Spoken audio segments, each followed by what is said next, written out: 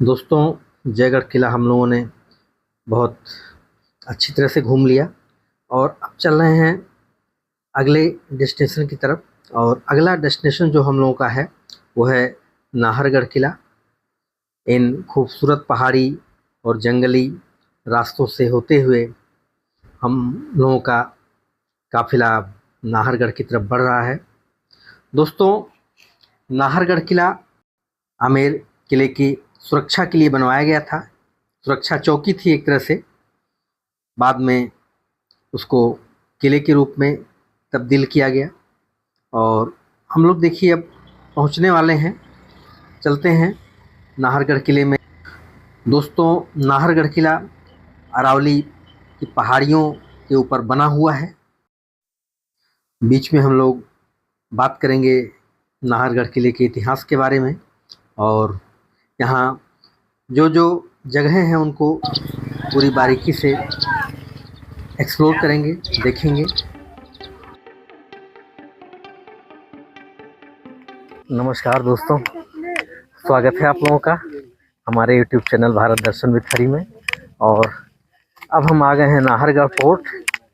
Nahargarh fort में entry हमने ले ली है। चलते हैं, दिखाते हैं आप लोगों को भी नाहरगढ़ फोर्ट का व्यू।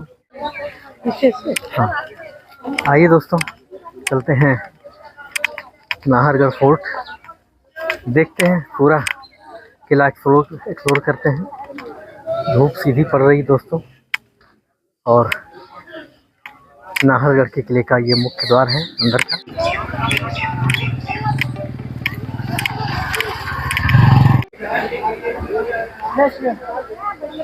चलते हैं दोस्तों, टिकट लेते हैं नाहरगढ़ किले में।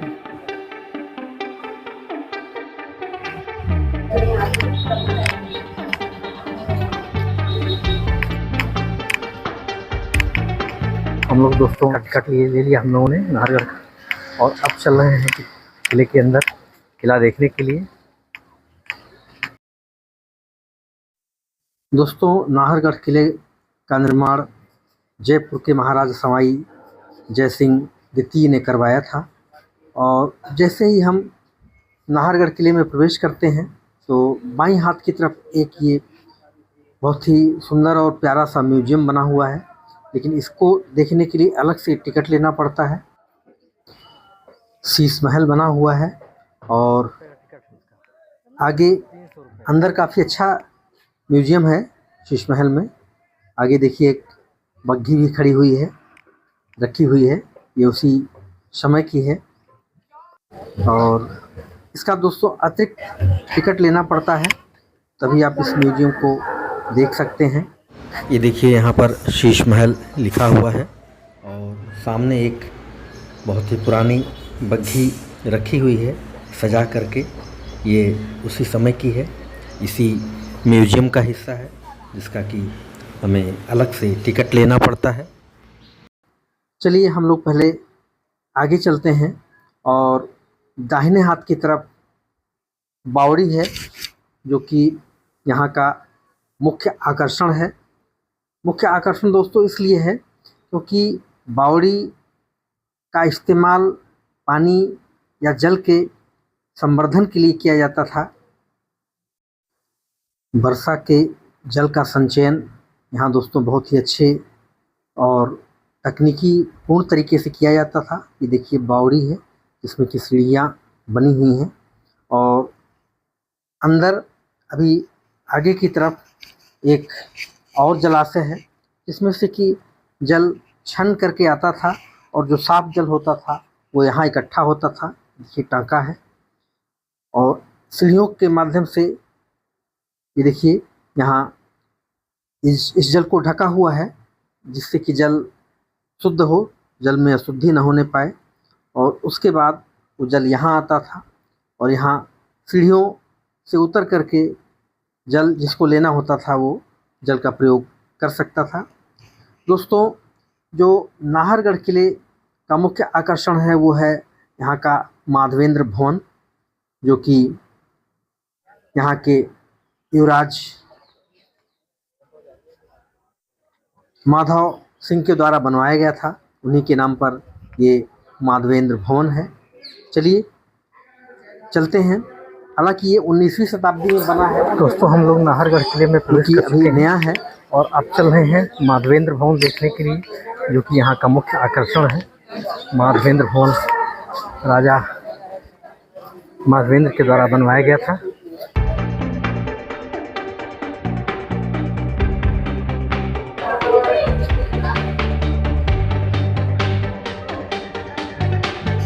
दोस्तों माधवेंद्र भवन के अंदर पहुंचते हैं तो एक बड़ा सा ये हॉल दिखाई देता है, जिसके कि दोनों तरफ मिला करके लगभग 10 भवन बने हुए हैं, 10 महल बने हुए हैं इसके अंदर। और ये महल दोस्तों जो महाराजा माधवेंद्र जी थे उनकी 9 रानियों के लिए बनाए गए थे।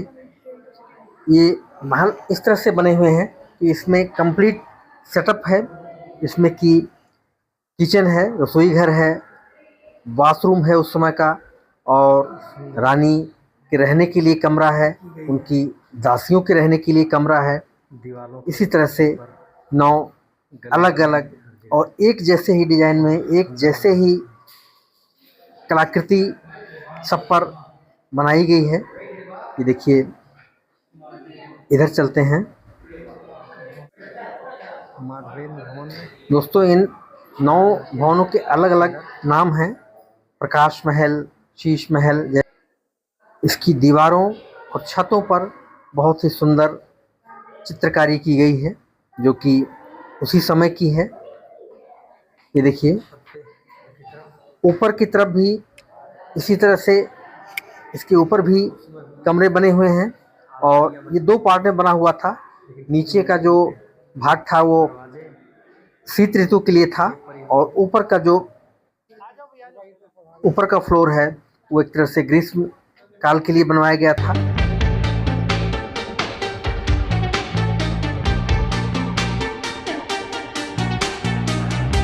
दोस्तों इस समय हम ऊपर के कक्ष में और रानी जी के कमरे में हैं।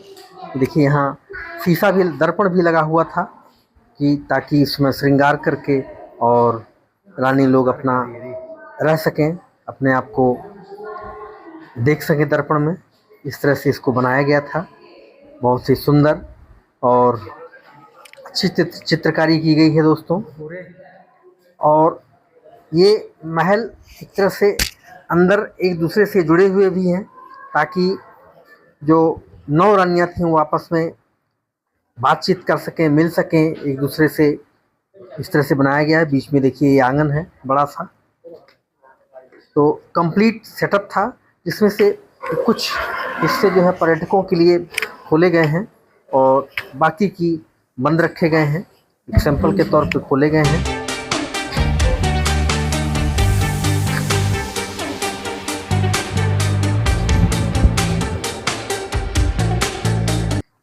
दोस्तों ये दाएं हाथ की तरफ गैलरी है, जो कि राजा प्रयोग करते थे, और वो इसी गैलरी से आते थे और जिस कक्ष में उनको जाना होता था उस कक्ष में चले जाते थे, और बाकी लोगों को ये पता नहीं चलता था कि राजा किस रानी के कक्ष में गए हैं। इस तरह से इसको डिज़ाइन किया गया था।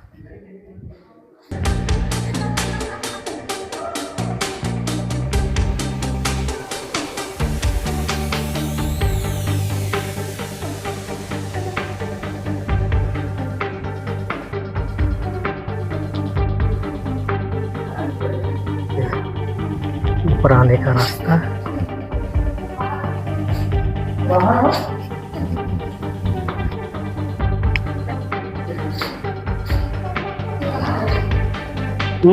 लगभग एक जैसे ही सारे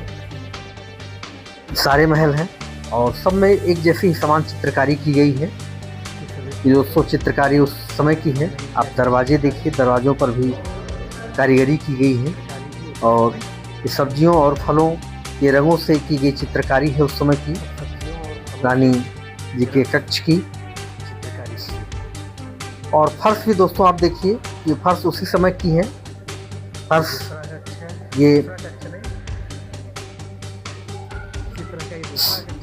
दोस्तों नाहरगढ़ किले के पीछे एक और कहानी है और कुछ लोगों का ऐसा ही मानना है कि ये एक हंटेड किला भी है, भुतहा किला भी है। और उसके पीछे की कहानी ये है कि इस किले का नाम पहले सुदर्शनगढ़ था, लेकिन जब बाद में इसको और मॉडिफाई किया गया, विस्तार दिया गया, जब इसको बनवाया जा रहा था तो उस समय कुछ ऐसी घटनाएं हो रही थी कि दिन में मजदूर बनाते थे और अगले दिन फिर उनको वो चीज़ बिगड़ी हुई मिलती थी। मतलब कोई ऐसी शक्ति थी जो इसे बनाने नहीं दे रही थी। तो उस समय के जो राजा थे उन्होंने तांत्रिकों और ज्योतिषियों से इसको दिखवाया, तो उन्होंने बताया यह स्थान जो है नाहर सिंह भौमिया की है और उनकी आत्मा यहाँ रहती है। तो तांत्रिकों और ज्योतिषियों की सलाह पर राजा साहब ने उनके लिए एक छोटा सा यहाँ आगे मंदिर बनवाया और उनको वहाँ स्थापित किया। और उसके बाद से दोस्तों इस महल के बनने में कोई व्यवधान नहीं आया और उसके बाद से ये महल पूरी तरह से बना। और दोस्तों ये ऊपर से महल के सबसे ऊपर से व्यू है, ये देखिए सारे महल ऊपर से भी एक जैसे दिखाई दे रहे हैं, एक जैसी छत है, एक जैसे आंगन है। और यहाँ से दोस्तों जयपुर शहर, यहाँ जब रानियाँ उस समय खड़ी होती रही होंगी तो पूरा आमेर दिखता होगा उनको यहाँ से। और इसके पीछे दोस्तों जंगल है, घना जंगल है, जिसमें कि राजा शिकार करते थे, इसीलिए इसको एक तरह से आमेर की छावनी के रूप में बनाया गया था।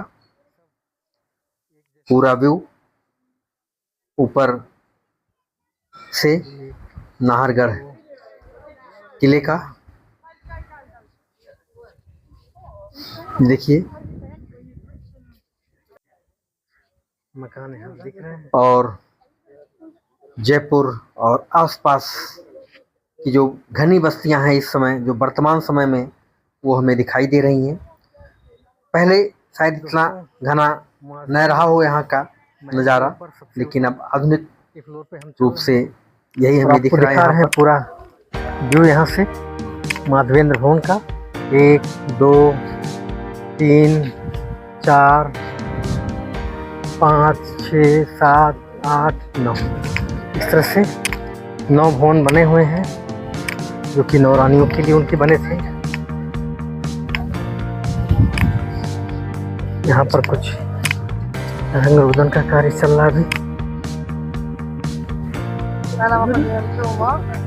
दोस्तों पूरा नाहरगढ़ फोर्ट से जयपुर शहर का पूरा व्यू लग रहा है।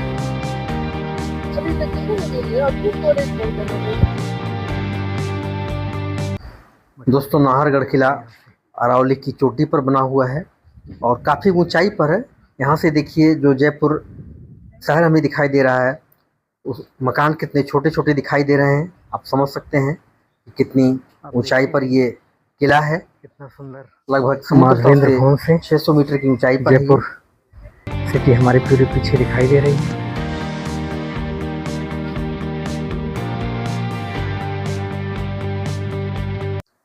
ये उस समय की बनी हुई अलमारियाँ जो कि सामान और वस्त्र इत्यादि इसमें रखे जाते रहे होंगे, कितनी मोटी बनी हुई हैं। और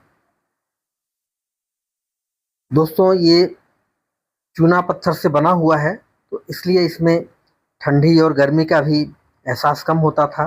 यहाँ गर्मियों के दिनों में ठंड रहता था और सर्दियों के मौसम में गर्म रहता था। ये नीचे की तरफ अब चल रहे हैं हम लोग।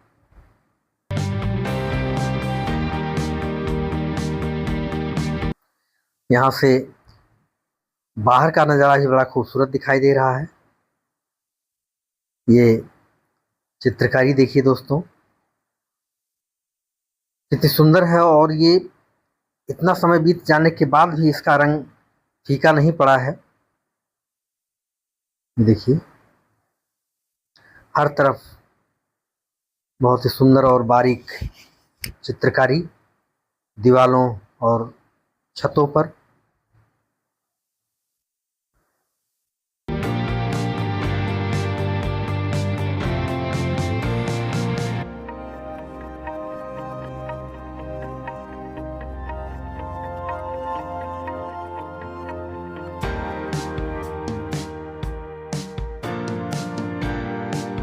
दोस्तों यहाँ कुर्सियों पर गोल गोल कुछ पत्थर जैसे रखे गए हैं। हमें लगता है कि ग्लोब का मॉडल है। ये काफ़ी भारी होगा, लेकिन ये कुर्सियों पर ही रखा गया है, देखिए। और इधर भित्ति चित्र बने हुए हैं दीवारों पर। वर्षा के जल को यहाँ पर ड्रेन करने के लिए सिस्टम बना हुआ है। के साथ कितनी मोटी, इसकी देखो चौड़ाई कितनी है, गोला इतना बड़ा आ जाता होगा।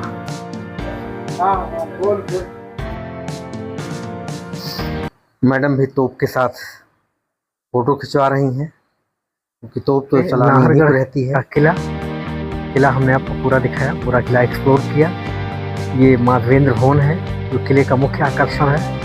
और उधर घुसती तरफ दाहिने हाथ की तरफ बावड़ी है। तो चलिए इस नाहरगढ़ किले के ब्लॉग को एंड करते हैं। मिलते हैं फिर अब आमेरगढ़ किले के ब्लॉग में। दोस्तों ब्लॉग अच्छा लगा हो, वीडियो अच्छा लगा हो, हमारी वीडियो को लाइक कीजिए, शेयर कीजिए अपने दोस्तों को। चलिए एंड करते हैं इस ब्लॉग को, मिलते हैं नेक्स्ट ब्लॉग में। तब तक के लिए नमस्कार, जय श्री राम, जय हिंद, जय भारत।